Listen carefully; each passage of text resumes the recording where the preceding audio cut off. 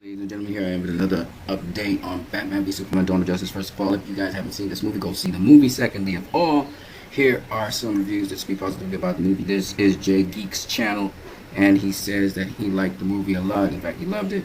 He rated it 7.5 out of 10. He wanted to rate it 9.7, but he said he thought there were some flaws in the movie.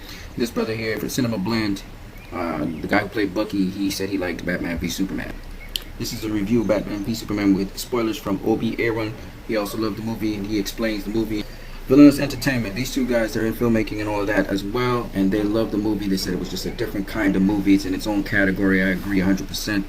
Like I said, there's a documentary where they talk about Stanley Kubrick and Alfred Hitchcock-like qualities of this movie.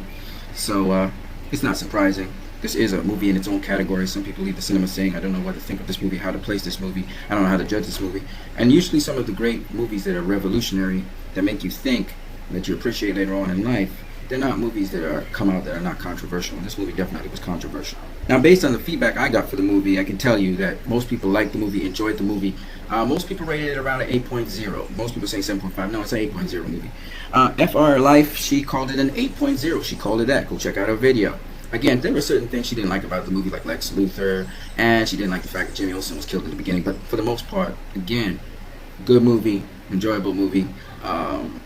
I realized certain things in the movie people just didn't follow. Some people are very simplistic in their thinking. People who can think a little bit more or kind of have a grasp. I had to admit, my first viewing of the movie, I didn't grasp everything. The second viewing of the movie, I grasped more. And then I started going to the details of the movie and really trying to break it down so I could explain the movie to other people. So I went and watched it a third time. I've seen this movie 8 times.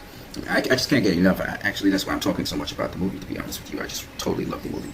Anyway, the point is, I did not rate this movie 10 out of 10. Okay? The other guy was watching me like, why didn't you call it a 10 out of 10? I similarly like this lady here, not because of flaws in the movie, but just because it didn't get universal reception. I have it more as an 8.2, 8.0 out of 10. I think that's where that movie actually lies. It's not the greatest movie of all time. I disagree with that because it's not been universally received. I think over time it's going to get more and more props given to it because it's a foundation for the Justice League, the DC Extended Universe. It's done so much. It's an extremely incredible movie. What they did with this movie is just incredible. I can't explain how incredible it is. It's done what multiple movies would have needed to be done. This movie did in one movie. I think it did exceptionally well. Of course, the haters and the people who want to see the DCEU not birth and go forward, they have been trying to trash on this movie. This movie has been getting a lot of hate from even before it even came out. So for a movie to survive all that hate, survive all those things, still have a lot of people loving it, and still doing well at the box office, it means it was a remarkable movie. Clearly it was a remarkable movie, and it's still making people talk about it. This movie is being talked about as we speak. Anyway, check out FR Life. She talked about the movie. A lot of people talked about the movie. People made hour-long podcasts, 2-hour-long podcasts on this movie talking about it. Some of the dumber, more hollow people have been talking a lot of nonsense about it, and so they got their chance to dump on it. Other people took that 2 hours, Samuel Otten and a ton more people out there, to actually talk about the substance in the movie. This movie is really, really incredible. I don't even think Civil War can even match this movie when it comes to the depth and the philosophies and the stuff that the movie presents. It's so real world, it's not funny. But if you want entertainment, I guess you go watch Civil War, which I haven't watched, by the way. So I don't think I'm going to be watching it. I tell you, only certain movies actually get me to go out. I'm not going to watch Deadpool. Come on, guys. I don't want to watch the movie. I don't want to watch a movie like that. I don't watch stupidness that has no substance. You know what I mean? So I'm never going to watch Deadpool. But I may watch Apocalypse now. Watch out now. I might watch Apocalypse. I know it's more entertainment than it is about real world issues and stuff that Batman v Superman did. But I'm probably going to watch Apocalypse. Okay? Batman v Superman set a standard that it's not going to be easy to surpass conceptually and otherwise. I can't imagine what the Justice League is going to be if you watch anything from Frank Miller. You know, I've been this movie's made me start reading comics. You know what I mean? I've been reading all of Frank Miller's work, and it's just incredible how Zack was able to bring that to life in the movie of Batman v Superman. Everything, even the Superman's like the Frank Miller Superman. So that's all I got to say about that.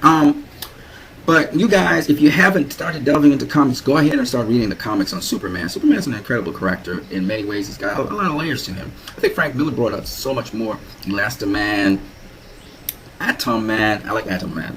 You know, I can see where Marvel got their Ant-Man from. It's basically a ripoff of Atom Man. Atom Man is sick, man. Atom Man is sick. You know, I love him. You guys, if you haven't seen this movie, what is wrong with you? You need to go into cinemas and see this movie. So many people said, you know, the things they talked about with Jesse Eisenberg and Superman, I don't see what they're saying in terms of negative things. So you need to go and see this movie if you haven't gone and seen it. There's still a substantial lot of people who have not gone and seen this movie. All right, and those people, for some reason, they're believing all the negative hype out there, which is sad. But it's up to you guys to get them, pull them, go into the cinema with them, let them see the movie for themselves. If you want to help them out and explain certain things, that's up to you. Me, I prefer for a person just to go have the experience themselves. If they're going in with a negative mindset, challenge their negative mindset. When they come out with a negative mindset, trying to say certain things, challenge it again. You know, some people like say, oh, there's a Poco, why did Superman do this, or why did Superman? Then tell them, well, actually Superman does this, this, and this, and because Superman was here or Superman was there, this is why that happened. They're going to have questions when they leave. That's for sure. Because this movie does stimulate your mind to think. You're going to ask questions. And the fact that people are sometimes hypercritical about a film actually works in the favor of people discussing things and talking about it. This movement, Batman v Superman, stood in people's face, made them have to face up to their realities. And so people are now trying to nitpick at it because they feel uncomfortable about certain things in their lives. And that's good. That's what the movie's supposed to do. It's supposed to light up your brain cells. It's supposed to make you think. It's going to make you talk about it. So hopefully we can get more people to watch this movie, because this movie, Zack Snyder is pretty much a guy who he makes a point when he does his movies. You're not just going to go in there and be like, oh, popcorn and everything. When you leave, you say it was a good movie, but you really got nothing out of it for your life and for living. Zack Snyder's a guy who's going to force you. He's going to make you uncomfortable. Zack Snyder's not going to give you what you want. Okay? He'll give you what you want to a certain extent, but he's going to make you feel uncomfortable. So I'm looking forward to Justice League. I'm looking for the Zack Snyder's direction. But the one thing I want to tell WB is, please do not restrict the guy in terms of the length of movie he wants to make. If the movie's 3 hours long, let it be 3 hours long. I think WB put their foot too much in Zack Snyder's affairs, and I think that's what kind of had them trimming it down so that they couldn't really spend that time they wanted to spend in certain areas the way how they really wanted to spend it. They had to kind of abridge everything, and though everything was there, it was going to be, you would have to kind of have a second take on it to get everything that was there.